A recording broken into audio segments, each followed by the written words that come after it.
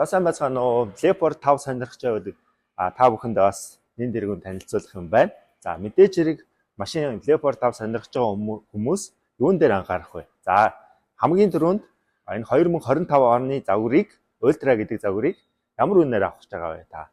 Энэ машин маань манай богд авто худалдаан дээр 148 сая төгрөгөөр зархаар ирсэн байгаа. За энэ дээр юу дагалдах вэ гэхээр өвлийн дугуй дагалдана, номер дагалдана, мөн шалавч ирзэн дагалдана, борооны хаалт дагалдахаар байгаа. За энэ машин маань бусад одоо жишээ нь газруудаас манай богд авто худалдаан дээр хамгийн боломжийн үнэтэй 0 км-тэйгээр зархаар бэлэн ирсэн байгаа.